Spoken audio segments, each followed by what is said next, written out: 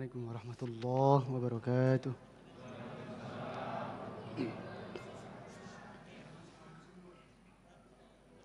أعوذ بالله من الشيطان الرجيم.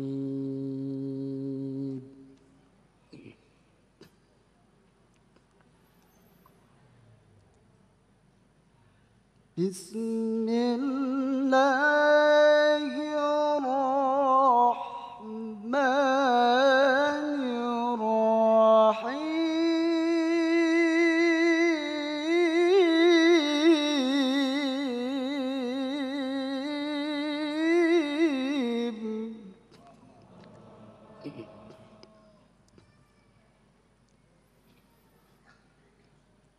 إنهم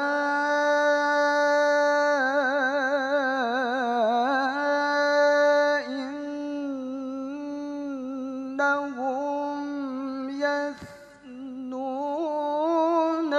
صدورهم ليستخفوا منه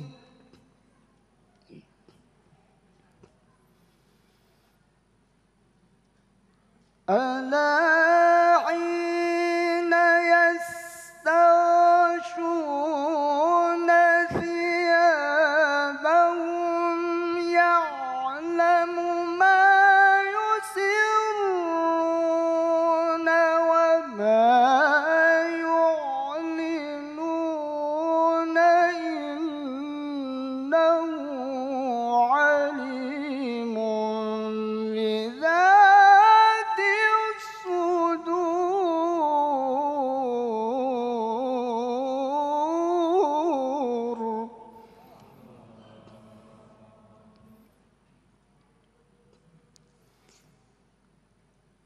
وما من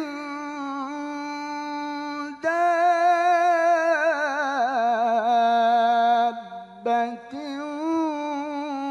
في الأرض إلا على الله رزقها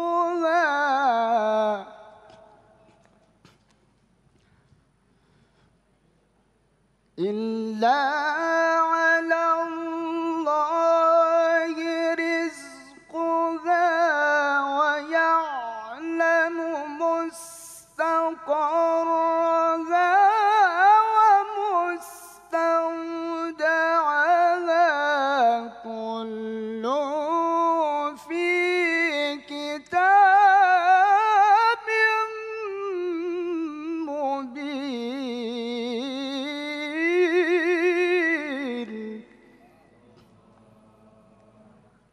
كل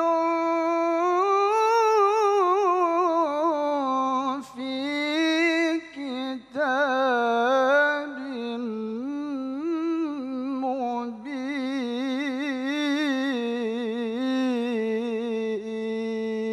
مبين. صدق الله العظيم. Assalamualaikum warahmatullahi wabarakatuh.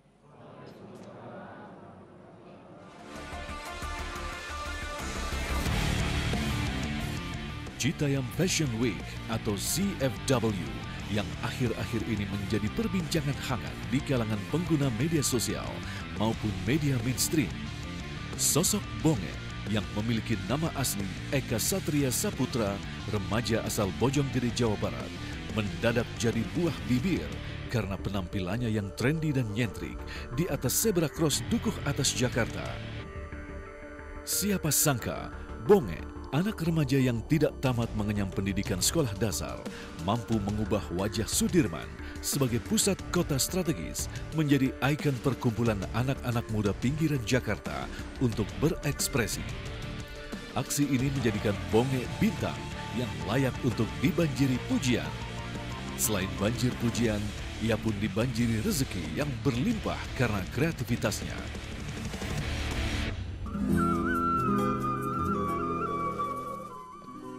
Namun di sisi lain, tidak sedikit orang berupaya dan berusaha untuk meraih rezeki. Namun rezeki tak mudah untuk diperolehnya. Lantas pertanyaannya kini, bagaimana ajaran Islam memberikan pemahaman tentang rizki dan sebuah upaya ini, adakah saling terkait atau malah sebaliknya? Simak kupasannya dalam kajian ilmu Damai Indonesiaku siang ini bersama guru-guru yang telah hadir di tengah-tengah kita. Selamat menyaksikan. Assalamualaikum warahmatullahi wabarakatuh.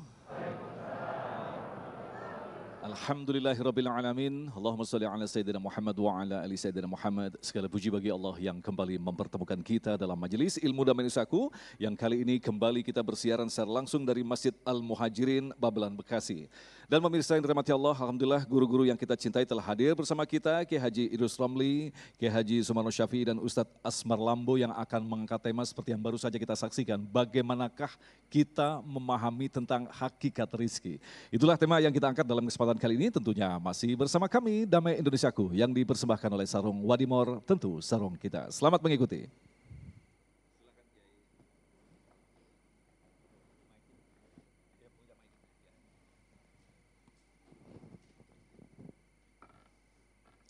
Assalamualaikum warahmatullahi wabarakatuh.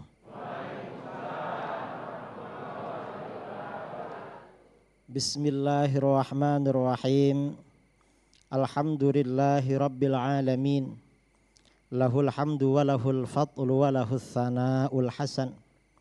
Allahumma salli ala sayyidina Muhammadin al-fatih lima ughliq wal khatimi lima sabaq. Nasiril haqqi bil haqq wal hadi ila siratikal mustaqim wa ala alihi wa sahbihi haqqa qadrihi wa miqdarihi al-azim, amma ba'du.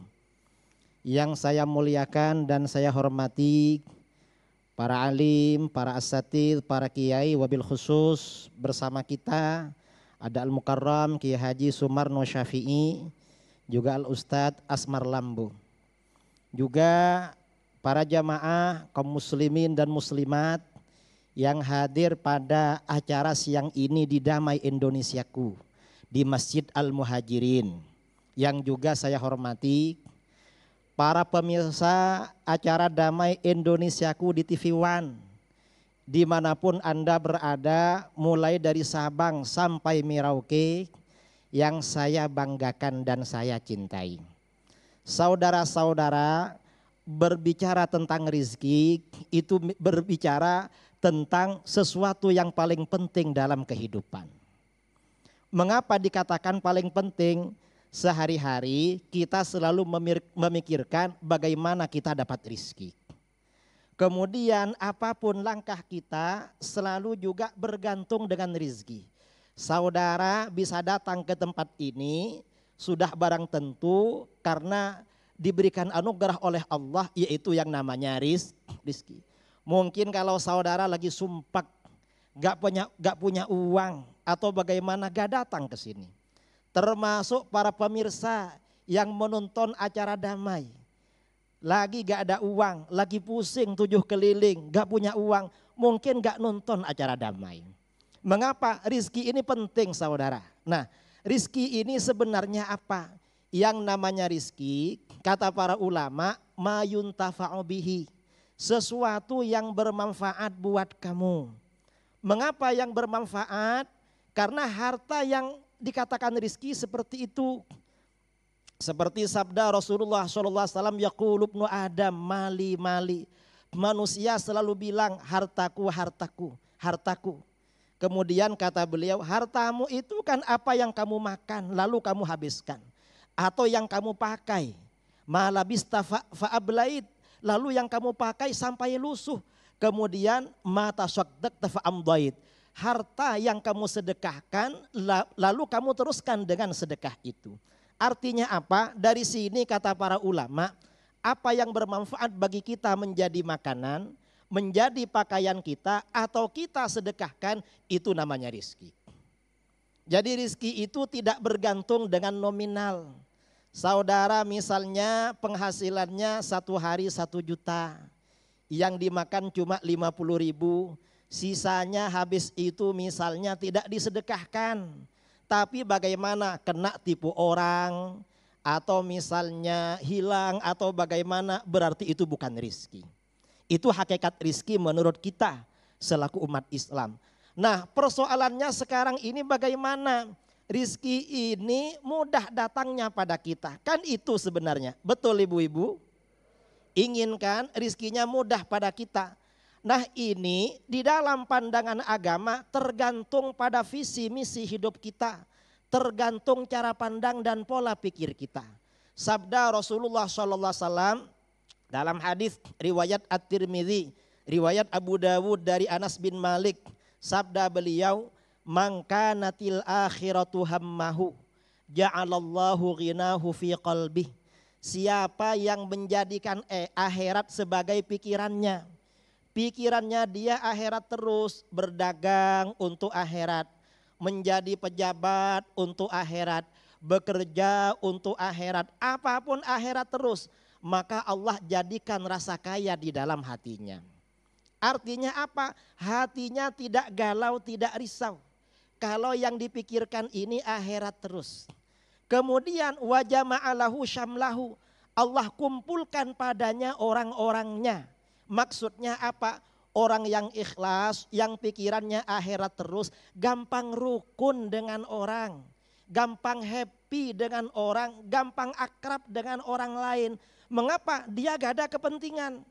Makanya guru-guru kita, para ulama yang soleh di negeri kita, siapapun datang kepada beliau-beliau. Mengapa? Hatinya ikhlas, gak ada kepentingan. Senang semua orang pada beliau. Ini orang ketika pikirannya akhirat terus. Kemudian bagaimana rizkinya?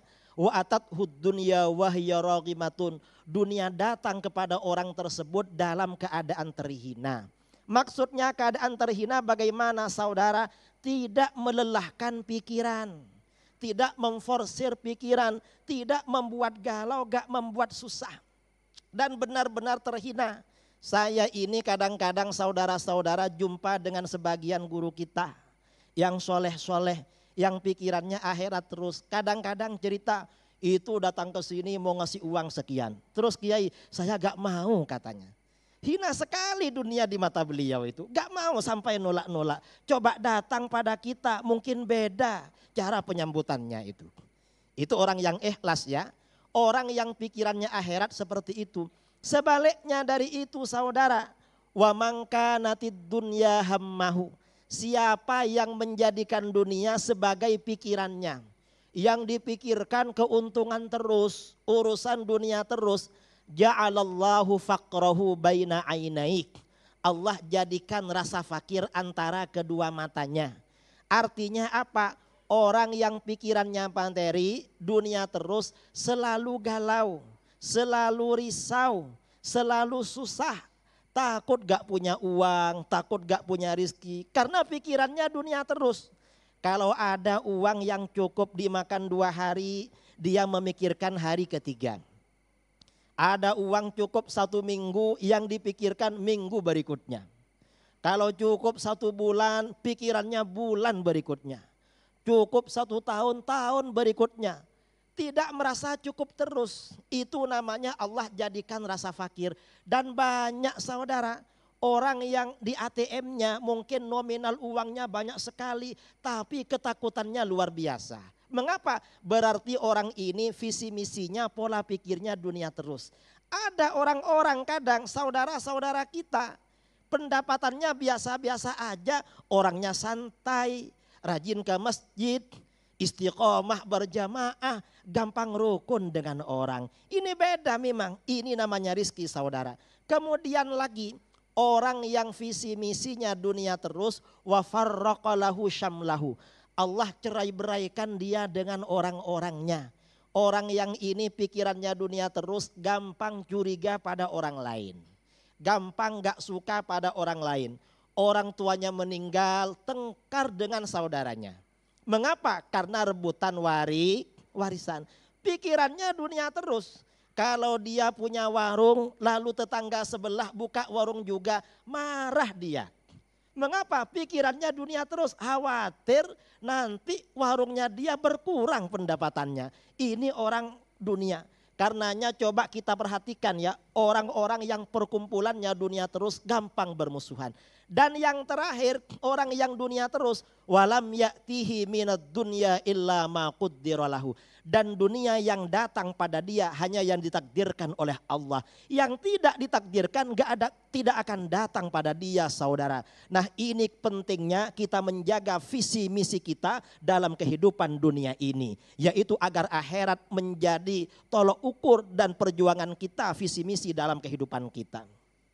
Terima kasih Kiai, Masya Allah. Sangat jelas sekali, barang siapa yang berpikir atau mempersiapkan diri dengan kehidupan akhirat, maka Allah akan menjamin datangnya rizki kepadanya. Sebuah pertanyaan yang sangat menarik sekali, lantas bagaimanakah kaitan dengan ikhtiar yang kita lakukan? Benarkah semakin kita menyempurnakan ikhtiar, rezeki akan datang seperti yang kita hitungkan? Itulah yang akan dijawab oleh Ustadz Asmar Lambo selepas pesan-pesan berikut ini. Damai Indonesiaku.